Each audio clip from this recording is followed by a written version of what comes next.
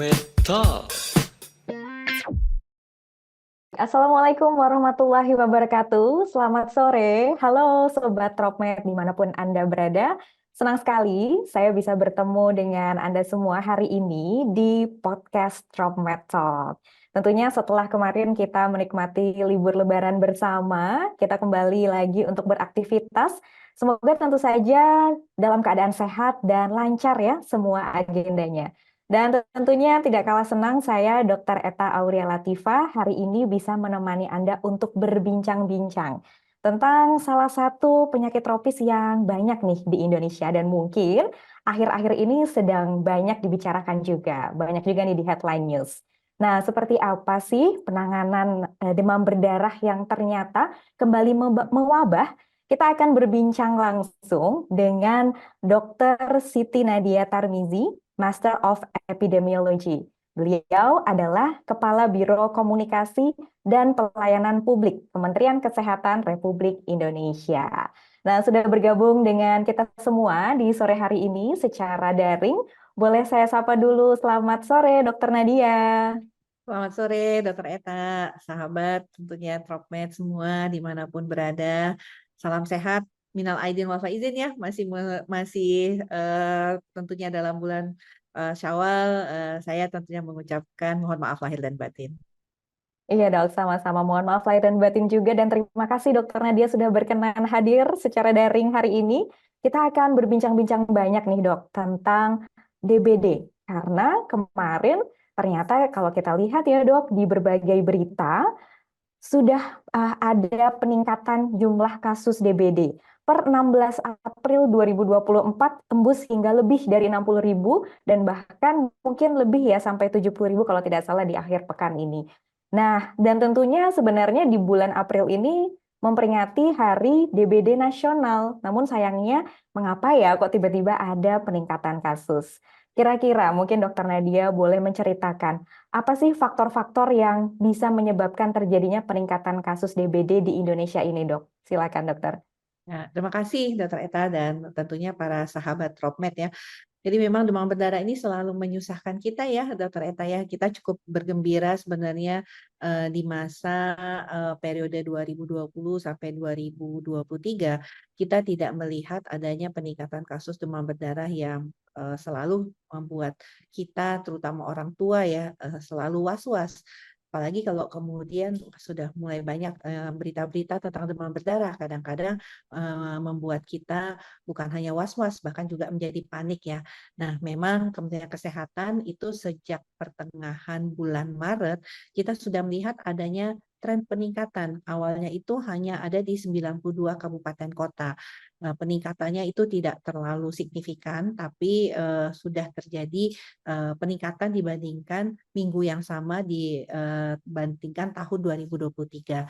Nah, kalau tadi disampaikan Dokter Eta, kita sudah sampai 70.000 itu benar sekali dok. Karena sejak Maret terjadi peningkatan, jumlah kabupaten kota pun terus bertambah. Saat ini sudah kurang lebih 340 lebih kabupaten kota yang melaporkan jumlah kasus yang sudah lebih banyak dibandingkan tahun 2023. Secara nasional, jumlah kasus demam berdarah kita pada sampai dengan minggu ini itu sudah mencapai 88.593 kasus. Yang kalau dibandingkan di tahun 2023 itu hanya 28.000. Jadi sudah ada 50 lebih ribu kasus ya di tahun 2024 ini. Nah, kematian juga kita melihat ada peningkatan dari yang tahun 2023 itu 209 kematian, saat ini sudah 621 kematian. Jadi hampir kalau kita lihat 3 kali lipat ya peningkatannya. Nah, melihat tadi pertanyaan Dokter Eta, penyebabnya apa sih kenapa demam berdarah ini selalu membuat kita was-was ya? Karena kita tahu bahwa penyakit demam berdarah ini adalah suatu penyakit yang bukan hanya dipengaruhi oleh virusnya. Kita tahu demam berdarah ini kan disebabkan virus dengue. Tapi ada perantaranya nih Dokter Eta. Nah, perantaranya itu adalah si nyamuk yang kita kenal sebagai si nyamuk Aedes ya. Nah, nyamuk Aedes ini kita tahu bahwa merupakan perantara daripada virus dengue yang membawa virus dengue dari orang yang sakit melalui si nyamuk Aedes saat dia menghisap darah, kemudian berpindah ke orang lain yang sehat, sehingga orang yang sakit demam berdarah itu cepat sekali pertambahannya. Karena kan si nyamuk menggigit kan nggak cuma sekali ya, Dokter Eta, tapi kan berkali-kali. Dan juga dia kemudian membuat virus dengue ini berkembang di tubuh nyamuk Aedes tadi. Nah, pada musim-musim seperti ini, terutama pada musim peralihan, apa sih hubungannya? Kenapa sih kalau peralihan musim dari musim kemarau ke musim hujan atau musim hujan ke musim kemarau, kasus-kasus demam berdarah cenderung bertambah? Ya dikarenakan apa? Sarang nyamuknya bertambah. Nah, sarang nyamuk bertambah, Ya. otomatis nyamuk Aedes-nya juga bertambah. Otomatis juga nanti virus yang bisa disebarkan ke manusia itu juga bertambah. Dan pada saat pancaroba, biasanya memang virus-virus lebih menular atau yang kita kenal dengan infeksius. Faktor yang terjadi saat ini adalah pergeseran. Kita tahu biasanya kalau sudah April ini sudah hujan terus ya, Mbak Eta ya, Dokter Eta ya. Tapi sekarang kita lihat, kita masih lihat pagi panas sekali, tiba-tiba sore hujan deras. Ya. Atau begitu yang sama, subuh-subuh udah hujan deras ya Dokter Eta ya, tiba-tiba siangnya panas. Nah ini yang tentunya mempengaruhi, dalam arti bukan hanya sarang nyamuk ya kemudian bertambah, karena kemudian air yang kadang hujan, kadang panas itu bisa membuat banyak air tergenang di berbagai tempat penampungan air, tapi juga mempengaruhi sisi kehidupan atau siklus daripada si nyamuk sendiri. Nyamuk itu lebih cepat ya dari dia bertelur sampai kepada nyamuk dewasa yang tadinya 14 hari sekarang bisa menjadi 10 sampai dengan 8 hari. Jadi otomatis nyamuk jadi lebih banyak berkembang. Selain itu perubahan iklim, adanya fenomena El Nino itu sangat mempengaruhi karena nyamuk itu kan hidupnya di alam ya, jadi dia natural. Jadi sehingga perubahan eh, iklim yang ada di alam itu akan mempengaruhi siklus nyamuk. Itu Dokter Eta kira-kira mengapa kalau setahun ini kita juga melihat kasus-kasus demam berdarah juga meningkat. Selain saya yakin nih ya, waktu zaman COVID kita sering bersih-bersih karena kita semuanya melakukannya di rumah ya Dokter Eta. Nah, sekarang ini kan dengan Ya. semua udah kembali ya, saya yakin kita juga sudah mulai berkurang nih membersihkan rumah dan lingkungan sekitar kita. Baik, terima kasih Dokter Nadia. Jadi memang saat ini betul ya ada peningkatan kasus dan juga peningkatan angka kematian. Tapi memang tadi ada faktor yang berpengaruh cukup banyak ya dari mulai faktor lingkungan, kemudian iklim dan lain sebagainya. Jadi mungkin dari kitanya sendiri yang mungkin kurang menjaga kebersihan dengan baik dan lain-lain. Jadi multifaktorial ya Dokter Nadia ya. Nah, menanggapi peningkatan kasus yang cukup signifikan dibanding dengan tahun-tahun sebelumnya, kira-kira bagaimana respon dari Kemenkes untuk menghadapi ini? Apakah ada upaya penanggulangan dan juga mungkin pencegahan supaya tidak semakin naik ke depannya? Iya, jadi kita nggak mau kejadian ya apa seperti tiba-tiba rumah sakit penuh, tiba-tiba Iya, orang dirawat di selasar-selasar rumah sakit begitu ya, tiba-tiba daerah terjadi KLB demam berdarah. Nah, oleh karena itu penguatan surveillance yang kita lakukan sejak awal tahun inilah yang kemudian menjadi kunci kita untuk pertama kita mengambil langkah, artinya pemerintah pusat dalam hal ini Kementerian Kesehatan mengirimkan surat edaran ke kabupaten kota, dinas kesehatan provinsi, kabupaten kota dan provinsi untuk mengingatkan bahwa terjadi peningkatan tren kasus demam berdarah di wilayah masing-masing. Sehingga dengan adanya peningkatan ini, kita mengingatkan untuk segera pemerintah daerah melakukan upaya-upaya antisipasi, termasuk mengaktifkan kembali ya kader jumantiknya, juru pemantau jentik, kemudian memastikan memeriksa tiap-tiap rumah melalui kader-kader jumantik dengan gerakan satu rumah satu jumantiknya, memastikan nih ada nggak nih jentik-jentik nyamuk di rumah. Nah, kalau ada jentik nyamuk ingat taburkan abate seperti itu ya. Nah, ya. tentunya kesediaan abate, kemudian kesediaan cairan ya, karena kita tahu ya bahwa orang yang terkena demam berdarah biasanya terganggu sirkulasi cairan darahnya sehingga memang kita harus menyiapkan dan juga mengingatkan juga rumah sakit untuk siap-siap tadi jangan sampai kemudian lengah juga orang demam panas nggak ingat bahwa oh ini ada musim demam berdarah. Kan harusnya kalau kita udah tahu nih sebagai tenaga kesehatan bahwa saat ini sudah banyak kasus-kasus demam berdarah, pertama kali yang dipikirkan kalau orang sakit demam, ya kita periksa dulu trombositnya seperti itu supaya dia tidak terlambat ya, karena seringkali kan tidak khas gejala demam berdarah yang munculnya dengan bintik-bintik merah. Nah, tapi kalau Ya. kemudian kita sudah sebagai tenaga kesehatan sudah ingat baik di puskesmas maupun di rumah sakit ataupun di pustu, oh kalau demam-demam ini lagi musim demam berdarah, jangan-jangan demam berdarah ya. Segera periksa demam berdarah maka kita akan mendeteksi lebih cepat dan mendeteksi lebih dini sehingga kita tidak akan membuat pasien tersebut jatuh kepada yang kita kenal dengan kondisi shock ataupun Dengue shock syndrome ya, yang kemudian menjadi berat tuh Dokter Eta. Nah, selain tadi kesiapan rumah sakit, kesiapan puskesmas, kesiapan dinas kesehatan, kita juga mendorong ya kemudian untuk lintas sektor. Jangan lupa melakukan pemberantasan sarang nyamuk bersama dan juga melakukan 3M, menutup, menguras, dan mendaur ulang. Nah, kita ingatkan juga rumah tangga melalui kader-kader, melalui posyandu ya, bahwa jangan sampai ada sarang nyamuk di rumah kita. Dan pastikan kalau kemudian nanti ada yang demam berdarah, laporkan kepada puskesmas setempat sehingga bisa dilakukan pemeriksaan kontak dan kalau perlu dilakukan fogging. Tapi ingat loh, fogging itu jangan dijadikan sebagai kebiasaan, upaya pencegahan tiap minggu RT RW-nya di fogging gitu lah, malah si Ya. nyamuknya kebal ya. Nah, itu jadi rangkaian-rangkaian yang kita lakukan. Selain tentunya belajar juga nih, tentunya dari teman-teman yang dilakukan oleh teman-teman Propmed nih ya, di mana kita tahu bahwa UGM melakukan suatu uji coba, sebenarnya bukan uji coba ya, tapi suatu implementasi teknologi nyamuk Aedes yang berwolbachia sejak tahun 2014.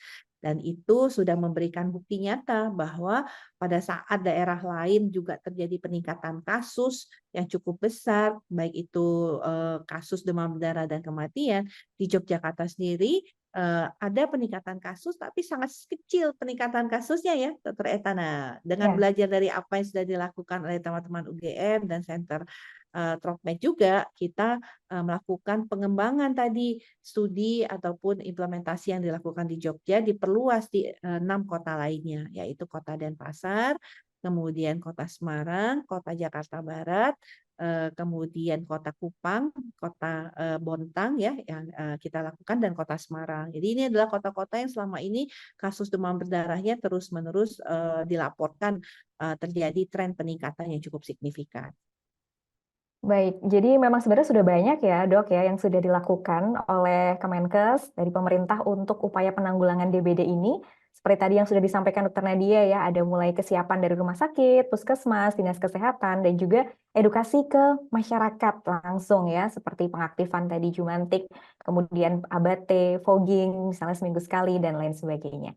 Nah, tetapi tentunya Dokter Nadia, ada banyak sekali tantangan yang terjadi ketika di lapangan, di masyarakat. Kira-kira selama ini apa yang sudah dihadapi oleh Kemenkes dan bagaimana solusi yang sudah ditawarkan dari Kemenkes untuk menangani masalah-masalah ini, Dok? Ya, jadi kita tahu ya Dokter Eka ya, demam berdarah ini setiap tahun ya, giliran udah Iya, musim hujan, dan udah mulai deh selalu ada demam berdarah. Tapi kadang-kadang ada yang demam berdarah ya kasusnya tidak terlalu tinggi, tapi ada juga yang sampai kejadian KLB ya seperti itu ya. Nah ini memang menjadi tantangan pertama bahwa kita tahu tadi penyebab atau faktor yang sangat berkontribusi terhadap demam berdarah ini adalah faktor si nyamuk tadi. Nah, si nyamuk ini sangat tergantung pada lingkungan. Jadi kalau lingkungannya itu sangat bersahabat untuk si nyamuk ya, jadi nyamuknya ini akan sangat memudahkan dia untuk menularkan virus dengue ini ke orang-orang. Nah, sehingga tentunya kita harus membuat nih lingkungannya tidak bersahabat dengan apa? Pemberantasan sarang nyamuk tadi. Nah, hanya masyarakat memang kadang-kadang tadi aku sampaikan kalau zaman COVID semua aktivitas di rumah ya, Dokter Eta ya, seperti itu ya. iya. Nah, jadi semua kalau di rumah tuh kita sampai bingung kan mau ngerjain apa, udah bersih ini, bersih itu, kemudian hampir semua sudut-sudut rumah, lingkungan sekitar kita dibersihkan gitu ya, karena kemudian karena kegiatan kita sebagian besar di rumah. Nah, dengan pasca COVID ini tentunya kan semua aktivitas sudah kembali normal, sehingga saya yakin masyarakat itu sudah berkurang membersihkan lingkungan sekitar ataupun sudut-sudut rumahnya. Nah, hal-hal yang tentunya bisa berpotensi terhadap tempat sarang nyamuk tadi ini yang tentunya menjadi peranan dari masyarakat. Jadi tantangannya adalah bagaimana perilaku yang konsisten dari masyarakat untuk melakukan PSN dan 3M tadi. Ya. Nah ini yang harus selalu kita ingatkan kan, masyarakat kita masih suka, sayang kalau bajunya dicuci sekarang digantung dulu deh. Nah tempat gantung-gantung nyamuk, gantung baju itu adalah tempat nyamuk paling senang juga bergelantungan gitu, kayak main ayunan tuh Iya, baju-baju ya. ternyata Nah jadi itu sarang harus nyamuk ya, Dok ya. betul ya, tempat sarang nyamuk, apalagi kalau gelap, lembab dan sebagainya ya. Yang kedua hal-hal kecil ya, misalnya kita mungkin bapak-bapak suka melihara burung ya. Nah jangan lupa tempat minum burung yang nggak pernah diganti-ganti, yaitu tempat nyamuk larva atau jentiknya berkembang ya. Coba kita bisa lihat tuh, pasti ada jentik-jentik di situ ya kan, seperti itu. Dan bak-bak mandi biasanya yang dimiliki oleh masyarakat karena mungkin sulit ya untuk mengumpulkan air gitu, sehingga air disimpan dulu di dalam bak-bak mandi, di mana kadang-kadang bak mandi itu terbuka sehingga mudah sekali si nyamuk meletakkan telurnya pada permukaan air. Karena seringkali kita nggak bisa lihat ya jentik-jentiknya, makanya seringkali kita lihat masyarakat suka ada ikan di dalam bak besarnya ya, tentunya untuk jentik itu juga. Nah, yang lain adalah keterlambatan ya, keterlambatan. Kadang-kadang orang tua misalnya anaknya demam gitu, tapi kemudian dibiarkan dulu ya, apalagi seringkali kita tahu model demam berdarah itu kan seperti pelana kuda ya, jadi naik, naik, naik, kemudian turun. Padahal pada waktu turun itu anak-anak cenderung dalam kondisi untuk memasuki keadaan pre-shock atau gangguan sirkulasi darah tadi ya, karena tadi jadi dinginnya anak-anak yang tadinya demam tinggi terus tiba-tiba oh badannya terasa dingin, oh anaknya sudah lari-lari ya kejar-kejaran sama temennya. Nah dikirain seringkali masyarakat kita itu adalah suatu perbaikan, padahal itu sebenarnya eh, anak-anak memasuki kondisi dalam keadaan pre-shock. Jadi mengenali gejala dan mengetahui bahwa demam berdarah itu juga merupakan suatu tantangan. Baik, jadi ini penting sekali ya untuk mencegah tadi dengan pemberantasan sarang nyamuk, 3M, dan juga edukasi, khususnya mungkin bagi orang tua yang punya anak-anak, karena tadi ya kita perlu mengenali tanda-tanda pre-shock yang mungkin sebenarnya sedang dalam fase kritis, tapi mungkin klinisnya baik ya dok ya, itu justru malah harus diwaspadai. Nah, selain itu dokter Nadia, sebagai pencegahan, ini juga banyak bermunculan di media. Sudah banyak yang mengenal yang namanya vaksin dengue.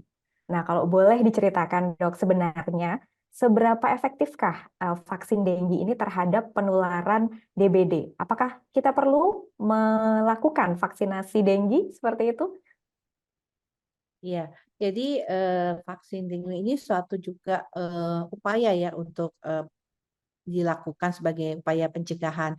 Sudah berapa tahun tuh dilakukan berbagai penelitian dan kajian. Alhamdulillah sudah ada 2 jenis vaksin untuk vaksin dengue ini.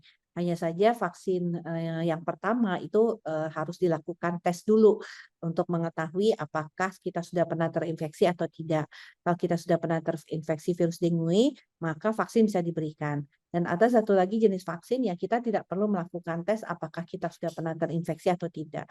Nah, mengapa demam berdarah ini juga selalu menjadi permasalahan kita? Karena ternyata virus dengue ini punya 4 varian ya. Jadi kalau COVID dulu, Dokter Eta ya mungkin masih ingat ya, ada varian alfa, beta, Ya, delta ya, bahkan kemarin omikron gitu ya. Nah, si virus dengue juga punya variannya, ada DEN 1, DEN 2, DEN 3, DEN 4. Sampai saat ini kita menemukan 4 jenis varian daripada virus dengue. Di Indonesia keempat varian ini ada gitu. Dan sehingga bisa aja nih hari ini saya ketularan, bulan depan kalau saya tidak menjaga kesehatan saya bisa ketularan lagi demam berdarah seperti itu, tapi mungkin dalam kondisi yang lebih ringan. Nah, vaksin ini kita tahu bahwa bekerja vaksin adalah menstimulus ya eh, sistem imunitas tubuh kita. Nah, tentunya dengan adanya sistem imunitas ini bisa memberikan proteksi terhadap infeksi demam berdarah oleh virus dengue ini. Dan kita tahu, Dokter Eta ya, bahwa demam berdarah sampai sekarang kan belum ada obatnya ya. Jadi kalau orang sakit Betul. demam berdarah itu yang diobati itu hanya gejala-gejalanya aja, bisa gejala Iya, dan demam, cairan ya gangguan dok ya, dan utamanya. terapi cairan terutama. Betul sekali Dokter Eta. Jadi memang salah satu upaya untuk bisa memberikan proteksi kita adalah vaksinasi. Saat ini memang sudah ada 2 vaksin yang bisa dimanfaatkan. Nah, hanya saja memang vaksin ini masih belum menjadi vaksin yang diperlukan ataupun direkomendasikan di dalam program. Ini vaksin bisa didapatkan oleh masyarakat secara mandiri kalau mereka nggak yakin nih PSN sama 3M-nya dilakukan dengan baik di rumah masing-masing. Jadi vaksin adalah salah satu yang sangat efektif. Hanya saja kalau untuk menjadi program nasional kita masih perlu kajian lebih lanjut mengenai manfaat, kemudian proteksinya, serta dari sisi pembiayaannya. Karena kita tahu banyak sekali ya penyakit-penyakit lain yang ada juga yang sudah bisa dicegah oleh imunisasi, tapi juga belum masuk ke dalam program nasional. Baik, jadi mungkin untuk saat ini belum masuk ke dalam program kerja nasional dan belum menjadi prioritas ya dok ya untuk vaksin dengue ini. Tapi apakah ada kemungkinan ke depannya vaksin dengue akan menjadi salah satu program mungkin yang diwajibkan seperti itu, program nasional? Ya, nanti kita lihat bagaimana rekomendasi dari WHO sendiri ya. Karena WHO sendiri belum merekomendasikan vaksin ini karena mungkin dari sisi produksi juga harus dilihat ya. Kalau Ya, kita nanti harus memvaksinasi pada kelompok umur mana yang paling efektif, pada anak-anakkah atau pada kelompok seperti apa? Karena memang demam berdarah ini kan paling banyak menyerang pada anak usia di bawah 17 tahun. Walaupun bukan berarti orang dewasa nggak bisa kena demam berdarah ya, banyak juga orang dewasa yang kena demam berdarah, tapi yang paling banyak kemudian timbul kematian itu pada kelompok di bawah 17 tahun. Jadi harus ada juga kajian mengenai efektivitas pembiayaannya pada rentang usia mana, terutama untuk diberikan. Dan tadi ketersediaannya, kalau baru 1-2 perusahaan yang menyediakan vaksin, kalau kemudian menjadi program nasional yang direkomendasikan WHO, WHO juga harus memastikan ini akses penyediaan vaksinnya dari mana. Karena ya, nggak mungkin kan satu mencukupi untuk seluruh dunia. Kita bisa bayangkan dulu kemarin waktu betul sekali. COVID-19 ya, gimana orang membutuhkan begitu banyak vaksin. Jadi faktor-faktor itu yang dilihat. Selain itu misalnya TBC. TBC itu kita tahu setahun itu ada 1 juta penduduk yang terkena TBC. Kalau demam berdarah itu hanya 100 sampai 110.000 per tahun. Nah, mungkin kita lebih baik memfokuskan untuk pemberian vaksinasi TBC, pencegahan TBC dibandingkan demam berdarah. Jadi faktor-faktor itu yang menjadi kajian dan pertimbangan. Nah, tentunya masyarakat bukan berarti kemudian tidak direkomendasikan, ini direkomendasikan untuk menambah perlindungan pribadi yang bisa diakses secara mandiri. Baik, jadi masih perlu banyak kajian untuk menjadikan ini sebagai program di pemerintah, tetapi juga tidak menutup bagi masyarakat yang ingin menambah perlindungan dengan vaksin dengue tentu sangat diperbolehkan ya, Dokter Nadia ya. Baik, Betul Dok. sekali. Berarti terkait dengan program-program pemerintah yang tadi sudah dijabarkan, kira-kira manakah yang paling menjadi prioritas dari Kemenkes untuk menanggulangi peningkatan kasus saat ini? Dan bagaimana kerjasama antara pemerintah pusat dengan pemerintah daerah mungkin ya yang sudah terjalin saat ini? Tetap pilihan utama kita adalah PSN dan 3M ya, karena itu tentunya yang paling sangat mudah dilakukan oleh masyarakat. Karena jelas pasti petugas kesehatan atau kader kesehatan itu nggak mungkin mendatangi setiap hari rumah-rumah penduduk ya, warga satu persatu untuk memastikan jangan sampai ada larva nyamuk atau jentik nyamuk di dalam rumahnya. Itu udah tanggung jawab kita ya sebagai pemilik rumah memastikan jangan sampai ada sarang nyamuk di rumah kita.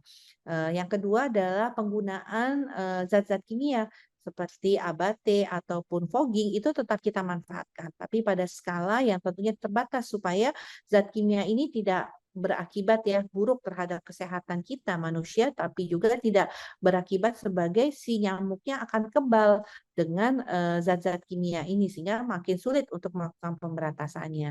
Nah, yang lain adalah kita tetap edukasi dan mendorong masyarakat untuk mengenali secepatnya gejala demam berdarah dan membawa ke fasilitas pelayanan kesehatan. Baik, jadi PSN, 3M, dan edukasi ini tetap menjadi prioritas ya yang harus selalu digaungkan supaya masyarakat semakin waspada, semakin aware dengan hal-hal tersebut. Nah, Dokter Nadia, kami juga membuka pertanyaan live langsung di Instagram. Tentu saja bagi Sobat Tropmed yang ingin menanyakan langsung, silakan bisa ketik pertanyaan di kolom komentar yang sudah bergabung di IG Live saat ini. Dan ini sudah ada pertanyaan, Dokter Nadia, dari sosial media kami. Ada 2 pertanyaan.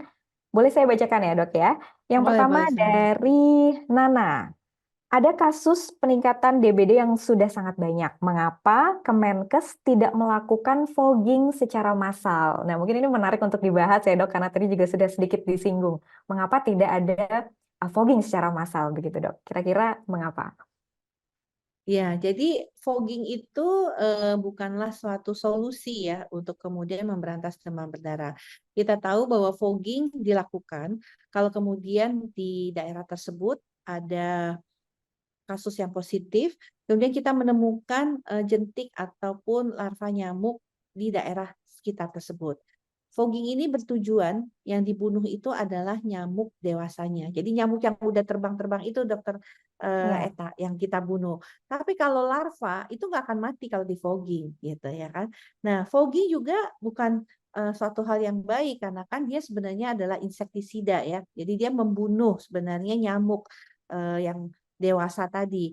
Nah, kalau terus-menerus diberikan insektisida, lama-lama si nyamuknya kan kebal juga ya dengan insektisida betul. tersebut. Nah, sehingga fogging itu menjadi semakin tidak efektif untuk mengatasi demam berdarah.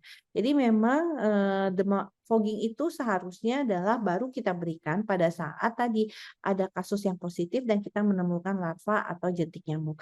Dan jangan gunakan fogging itu sebagai kebiasaan rutin untuk menghindari demam berdarah karena fogging hanya ditujukan pada satu nyamuk yang dewasa. Dua, kalau nggak ada kasus demam berdarah di situ, berarti nggak ada virus dengue-nya di dalam tubuh nyamuk. Nah, kita bunuh nyamuknya juga nggak ada manfaatnya. Malah efek insektisidanya itu akan berakibat ke kita. Karena biar dibunuh nyamuknya orang nggak ada virus dengue di dalam tubuh nyamuk ya nggak ada gunanya kan seperti itu. Jadi itu Ya, betul. mengapa kemudian pilihan fogging itu bukan suatu pilihan untuk pengobatan ataupun pencegahan ataupun juga untuk memastikan ya bahwa di daerah tersebut tidak ada demam berdarah. Baik. Kombinasi aja seperti itu. Jadi kita tahu bahwa menangani demam berdarah itu nggak bisa single intervensi ya. Jadi tidak bisa satu intervensi, tapi harus multi intervensi. Baik, terima kasih Dokter Nadia. Jadi memang ada multi intervensi, tapi fogging ini bukan menjadi first line ya dok ya, bukan menjadi garda utamanya karena tadi sudah dijelaskan oleh Dokter Nadia, efektifnya justru di nyamuk-nyamuk dewasa dan mungkin kalau dilakukan ini pada misalnya ada suatu kawasan yang memang kasus DBD-nya ditemukan, baru kita lakukan, tapi tidak menjadi suatu hal yang bersifat massal, semua disamaratakan untuk fogging. Nah, mungkin ini yang perlu diketahui oleh masyarakat awam ya. Baik, pertanyaan kedua, dokter, ini dari Rifai. Merebaknya kasus DBD karena ada penyebaran nyamuk Wolbachia. Ini mungkin salah ya, Wolbachia maksudnya. Apakah iya? Kemudian ini supaya pemerintah bisa jualan vaksin DBD ya, gitu. Nah, ini dari netizen nih, Dok. Kira-kira bagaimana tanggapan dari Kemenkes? Jadi mungkin masih banyak netizen yang mengira ini mungkin rekayasa begitu ya, supaya vaksin DBD-nya juga bisa dijual oleh pemerintah seperti itu. Tunggu Iya, tanggapannya Dokter Nadia. iya. Jadi memang kemarin kita banyak mendengar ya informasi yang salah ataupun disinformasi mengenai nyamuk Aedes berwolbachia yang baik ini sebenarnya ya. Kenapa? Mungkin kita harus pahami dulu bahwa nyamuk Aedes yang berwolbachia itu dia dengan adanya bakteri, kita bisa bilang bakteri baik daripada Wolbachia ini menghalangi virus dengue itu berpindah dari tubuh nyamuk ke orang yang sehat. Kan kita tahu tadi ya, bahwa virus dengue diisap oleh nyamuk Aedes, dia berkembang di tubuh nyamuk Aedes, kemudian pada saat nyamuk Aedes tadi mengisap darah orang lain, disitulah dia menurunkan atau menularkan virus dengue itu ke orang atau manusia yang sehat tadi. Nah, dengan adanya bakteri berwolbachia ini, justru dia menghalangi si virus dengue itu untuk keluar dari tubuh nyamuk Aedes tadi. Nah, ini tentunya sangat bermanfaat. Nah, apakah ini gara-gara banyak Aedes yang dilepaskan di lingkungan sehingga nyamuknya bertambah. Ya enggak juga gitu ya kan. Yang menyebabkan nyamuk bertambah itu kalau kemudian telurnya berkembang dikarenakan punya tempat atau sarang yang cukup baik ya. Jadi Ya, sarang nyamuk yang ada airnya sedikit, bening, bersih itu adalah tempat di mana nyamuk menaruh telurnya dan nanti telurnya itu berkembang dengan adanya air yang sedikit tadi. Nah, kita tahu nih telur nyamuk itu kan bisa 100.000 sampai 200.000 begitu ya. Jadi eh, tidak benar kalau kemudian dengan melepaskan Wolbachia maka nyamuknya bertambah. Enggak, yang menyebabkan nyamuk bertambah itu bukan Wolbachia-nya, tapi adanya banyak sarang nyamuk sehingga menyebabkan nyamuk itu mudah menaruh telurnya dan telurnya itu mudah berkembang menjadi nyamuk dewasa. Wolbachia sendiri yang kita lepaskan itu telurnya tuh hanya 100.000. Jadi sebenarnya sangat kecil dibandingkan populasi nyamuk Aedes yang tidak berwolbachia. Jadi itu adalah suatu persepsi yang salah ya. Dan ternyata harus kita betulkan ya bahwa nyamuk berwolbachia itu justru adalah nyamuk baik yang kita lepaskan sesuai dengan siklus alamnya. Penambahan yang terjadi dikarenakan banyak sarang nyamuk yang kemudian timbul sebagai akibat tadi perubahan musim atau perubahan iklim tadi. Dan nggak benar juga kalau kemudian pemerintah jualan vaksin gitu ya kan. Jadi ya. vaksin tadi itu kan sudah kita sampaikan masih sifatnya mandiri ya.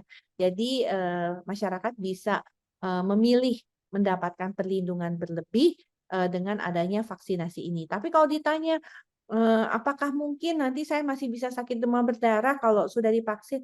Masih memungkinkan karena tadi ya eh, kita tahu bahwa vaksin tadi bukan membuat kita 100% terlindungi sehingga kita nggak mungkin sakit. Kita masih bisa sakit ya, apalagi kalau daya tahan tubuh kita berkurang gitu. Dan juga kita tahu bahwa virus demam berdarah ini terdiri dari berbagai jenis yang artinya masih memungkinkan untuk menularkan kepada tubuh kita. Baik, terima kasih Dokter Nadia penjelasannya. Jadi ini meluruskan mispersepsi mengenai nyamuk berwolbachia yang ada di masyarakat ya, karena kemarin mungkin sempat heboh. Sebenarnya ini adalah nyamuk baik ya, Sobat Rockmed semua. Jadi jangan khawatir dan bukan tidak ada kaitannya dengan peningkatan kasus DBD dengan adanya pelepasan nyamuk Wolbachia itu sendiri. Dan juga tadi juga tidak ada kaitannya dengan apa ya, jualan vaksin ya tanda kutip ya, karena di sini juga memang sudah dijelaskan dari Kemenkes bahwa untuk saat ini vaksin dengue masih dilakukan secara mandiri. Begitu ya Sobat Rockmed. Nah, Dokter Nadia ada satu lagi nih pertanyaan dari Instagram yang langsung menanyakan dari akun Susi Nurweni. Beliau menanyakan berapa harga vaksin mandiri dan berapa jangka waktunya. Ya, Silakan Dokter Nadia. kalau vaksin mandiri ini secara persis kami tidak paham ya, karena kan ini kita tahu bahwa ini kan merupakan vaksin yang bukan dikelola oleh pemerintah ya. Tapi kalau harganya itu bisa antara 700.000 sampai dengan 1,2 juta. Dan itu dibutuhkan tentunya penyuntikan sebanyak 2 kali pada rentang usia 6 tahun sampai 45 tahun ya. Jadi memang belum semua bisa mendapatkan vaksin ini ya, tapi kemudian ada rentang umur yang baru bisa mendapatkan vaksin ini. Dan vaksin ini bisa didapatkan ya terutama di rumah sakit swasta ataupun klinik-klinik swasta. Kita juga punya vaksin yang dibawa oleh Kimia Farma ataupun BUMN kita untuk vaksin dengue ini. Baik, terima kasih penjelasannya Dokter Nadia. Dan sebagai penutup mungkin untuk obrolan kita di sore hari ini, silakan Dokter Nadia boleh menyampaikan key message yang bisa disampaikan untuk teman-teman Sobat Rockmed. Ya, teman-teman, sobat Tropmed, tentunya terima kasih ya sudah mengundang kami di sini. Perlu kami ingatkan bahwa memang kasus demam berdarah cenderung terjadi peningkatan. Oleh karena itu, mari kita jaga kita, anak kita, keluarga kita supaya tidak terserang demam berdarah. Gunakan misalnya lotion anti nyamuk bila diperlukan. Pastikan rumah kita itu tidak ada sarang nyamuk ya. Tentunya kita bisa melakukan upaya-upaya pemberantasan sarang nyamuk 3M bahkan sampai menggunakan seperti alat-alat ataupun juga bahan-bahan alat penyemprot nyamuk dan sebagainya. Yang kedua adalah kalau memang dibutuhkan menggunakan kelambu, tidak ada salahnya menggunakan kelambu untuk bisa memastikan kita tidak tergigit oleh nyamuk. Dan tentunya menjadi penting juga mengenali gejala. Jangan ragu-ragu kalau anak kita demam, demamnya tidak turun-turun, untuk segera bawa ke fasilitas pelayanan kesehatan untuk pastikan dia demam berdarah atau tidak. Kalau perlu diingatkan petugas kesehatannya, Bu, Pak dokter sudah diperiksa nggak ini demam berdarah? Kan demam berdarah lagi musimnya nih, gitu ya kan? Jadi bisa diingatkan. Nah, yang terakhir tentunya bagi yang masih kurang dengan perlindungan yang sudah dilakukan, tentunya bisa memanfaatkan vaksin dengue yang saat ini sudah ada juga dan berada di pasaran di negara kita ini. Nah, kami juga ingatkan bahwa musim pergantian musim ini masih akan terus memanjang ya katanya. Awalnya kan sampai pertengahan April, tapi kalau kita lihat musim pancaroba ini masih terus saja. Nih kita sudah di akhir April ya, Dokter Eta, para sobat Iya. PropMed. Tapi hujan panas masih sering terjadi. Jadi kalau kita lihat sampai pertengahan Mei kemungkinan kita masih akan mengalami musim pancaroba. Dan biasanya setelah 1 bulan daripada puncak musim pancaroba, itu kasus demam berdarah masih akan kita lihat terjadi peningkatan. Jadi kita tetap waspada, walaupun puncak musim pancaroba sudah terlampaui, tapi 1 bulan sesudahnya harus tetap kita waspadai karena tren peningkatan kasus demam berdarah masih sangat mungkin terjadi pada periode tersebut. Itu saja mungkin yang bisa saya sampaikan pada sore hari ini buat para sobat PropMed. Semoga tentunya ini memberikan manfaat kepada kita semua, jaga kesehatan kita. Baik, terima kasih sekali lagi untuk Dokter Nadia. Tentunya sudah berkenan untuk berbagi insight di sore hari ini kepada Sobat Tropmed semua. Jangan lupa Sobat Tropmed untuk terus jaga kesehatan. Tadi sudah banyak pesan-pesan yang disampaikan. 3M, pemberantasan sarang nyamuk, boleh tambahkan perlindungan-perlindungan lainnya ya. Seperti pasang kelambu, mungkin boleh pakai lotion anti nyamuk, dan lain sebagainya. Dan tentunya jaga kebersihan diri dan lingkungan kita semua. Dan tentunya saya juga ingin mengingatkan, jangan lupa silahkan follow sosial media Center for Tropical Medicine di beberapa platform. Di Instagram @centertropmed, kemudian di TikTok ada di @tropmededucation, kemudian subscribe YouTube di Center for Tropical Medicine dan juga di Spotify dengan nama TropMed Talk. Saya Dr. Eta Auria selaku host kali ini pamit undur diri dan sekali lagi kepada Dr. Siti Nadia Tarmizi MPit kami ucapkan terima kasih dan sampai jumpa di lain kesempatan. Wassalamualaikum warahmatullahi wabarakatuh. Waalaikumsalam warahmatullahi wabarakatuh.